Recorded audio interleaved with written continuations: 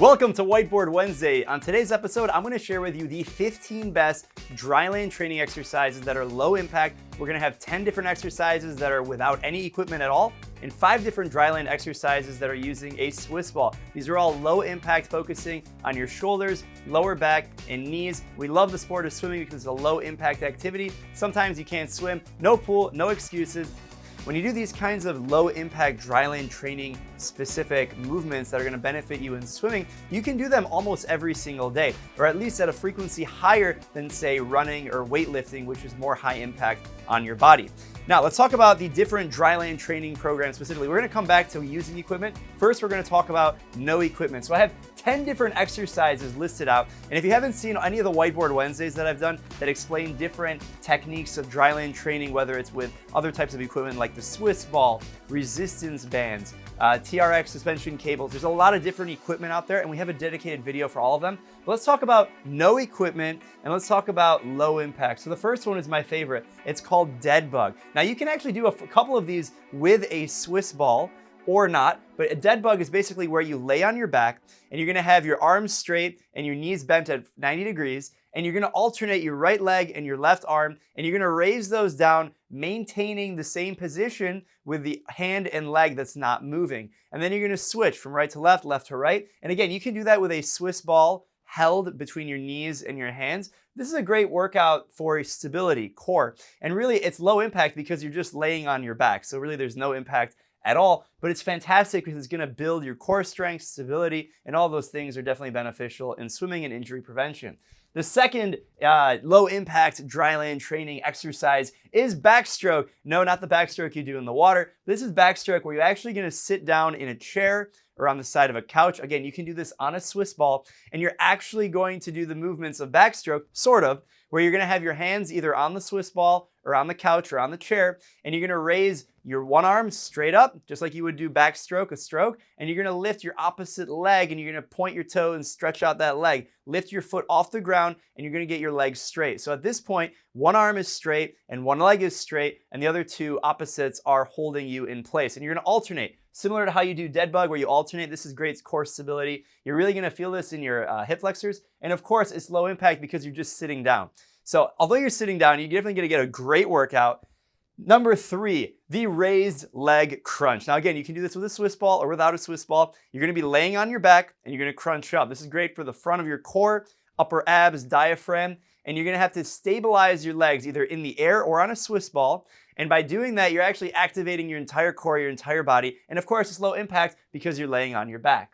Now the fourth is a great one for shoulders, specifically shoulder health. We're talking T, Y, I, and W. You can do this either standing, sitting down, or laying on your stomach. And this is where you basically draw out the letters with your arms. So for T, you're gonna have your arms, thumbs up, give me a thumbs up, and you're gonna raise your arms up, make a T, and then a Y, and then an I, and you're gonna make that motion with your hands. Again, you can do that on a Swiss ball, you can do that on the ground, standing or sitting down. Great for shoulder stability, great for the upper body, of course. And the fifth is the plank. I love the plank. Again, you can do this on a Swiss ball. This is really the best movement to mimic streamline, and streamline is the most important word in swimming. It is the fundamental body position. So if you can maintain a solid plank and you can hold that, now this is a little bit higher impact on the upper body. So depending on how much weight you can hold on your shoulders, you may or may not be able to do it to the full extent. Again, you can do this with a Swiss ball if you want to be more difficult and complicated. If you want to be the next level of complicated, you're actually going to be on your feet or your feet are elevated. And of course, you can do this on your knees. So make sure you're staying safe, be healthy. Don't do anything that puts you at a greater risk. But a plank is a great way to really stabilize the core and really engage the entire body.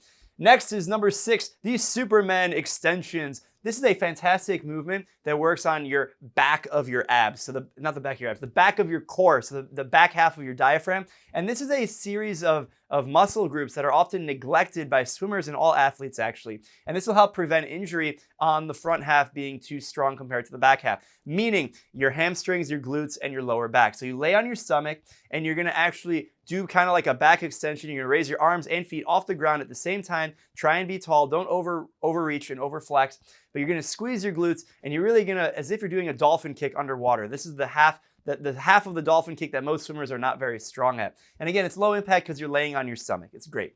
Number 7 is the alternating straight leg jackknife. You're gonna be on your back And when you're on your back, you're going to raise your right arm and your left leg, and you're going to try and touch them together. Meanwhile, the only part of your body that's actually on the ground at this point is from your butt all the way to your top of your shoulders. Everything else is pretty much off the ground in action during this activity. This really gets the cross-sectional core engaged. So, from your left leg all the way to your right arm, and then you're going to switch and you're going to alternate. Next, we're going to go leg raises. So you're still on your back. You're laying on your back. If you need to put your hands underneath your butt, go ahead and do leg raises. Point your toes is best. You can do a few complicated versions. You can go flutter kick. You can go dolphin kick. A lot of different things you can do. If you want to go medicine ball, that's a lot harder. This is really going to work your lower abs, lower core, diaphragm area. And this is going to be great for core stability. And of course, dolphin kick off the wall. Number 9 is the Russian twist. Adding a little bit more rotation. This is, again, low impact because you're sitting on the ground. If you want to add a medicine ball, you're going to rotate from side to side. Really engage your entire core and make sure your upper body is actually rotating. I've seen a lot of people do the Russian twist and they're just kind of moving their hands side to side. Nah, you're better than that. That's not how it works. You're going to have to rotate your upper body, get your shoulders rotating to the right, all the way to the left. And by getting more upper body rotation, you're really going to get a lot more benefit out of this specific exercise. Again, great, low impact. You're sitting on the ground. Awesome. And the 10th one in this series is the hip bridge. Now, the hip bridge is a great movement. You're going to be on your back. Your heels are going to dig into the ground, and you're going to raise your hips to where you make a straight line from your knees all the way through your shoulders. And this is a great one, again, similar to the Superman extension, where you're gonna hit the back half of your diaphragm that is often neglected. We're talking the hamstrings, the glutes, and the lower back. Fantastic for swimming, fantastic for general health. We're talking about performance and health, so if you wanna swim faster, great exercise. If you wanna prevent yourself from injury and have a better overall core strength, definitely need to incorporate something like this in every single Dryland session. Whether or not it's the hip bridge specifically, or you're doing it on a Swiss ball or a medicine ball, adding some complexity, doesn't really matter. You need to engage that muscle group every single time you're doing a Dryland workout, which should be a few times per week if you want to be in tip-top shape. So these were 10 awesome no equipment exercises that are all low impact. Let's see a few different versions of those. Actually, these are all new exercises, but we're going to use a Swiss ball for all of these. So Swiss ball, if you haven't checked out the Whiteboard Wednesday awesome exercise with a Swiss ball, check it out, linked in the description below.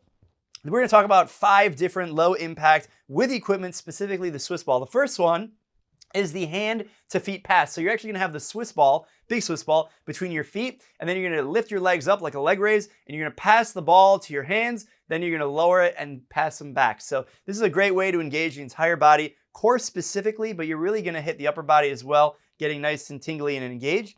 Number 2 is the bent knee bridge. This is actually one of my favorites with the Swiss ball. It's not very complicated in the sense that you're going to just put your heels on the ground. You're going to have the ball underneath your back. Your butt is almost on the ground, and you're actually going to lift up your hips into a bridge, and you're going to squeeze your glutes at the top and make your body flat from your knees all the way to your shoulder blades. It should be about 90 degrees, and your body is parallel to the ground. And then you're going to lower yourself, and you're going to repeat. Fantastic exercise for, again, that back half of the diaphragm, the back half of the core, hamstrings, glutes, and lower back. Number 3 is the alternating Superman. So similar to the Superman that we did on the ground where we had both arms and legs lift together, the alternating Superman is a little bit more for core stability specifically rather than strength. You're going to be laying over the ball, and you're going to raise your right arm and your left leg, opposite, and you want to get your body as flat as possible. Keep your core tight. You don't want to have your lower back sort of arch, and you want to, as if your body is like a tabletop, all the way from your fingertips on one arm, all the way through to your heel on the opposite leg. It's really important that you keep your body as flat as possible. And then number 4 is the supine lateral roll. This one sounds fancy. You're basically on your back, the ball is underneath your back, and you're going to be, your chest is up to the ceiling, and you want to be in a bridge, so you're squeezing your glutes and your hamstrings, and your lower back is nice and strong. Your body is flat. You're going to have your arms out, and you're going to actually roll from your right shoulder blade to your left shoulder blade. This is a great rotational and stability movement. It's fantastic. I love it. And then the 5th one is a little bit more basic, but it's still important, is the pelvic tilt. So you're going to sit tall on the ball, and you're actually going to tilt your pelvis forward and backward. And this is great for your lower back because it really strengthens that stability, which is so important. We talked about stability a lot, but that's really the key when we're talking about low impact and injury prevention. We're focusing on a few different areas. We're focusing on the shoulders. And again, we talked about that with the T, Y, I, and W exercise. That's fantastic. You can do that with a Swiss ball, without.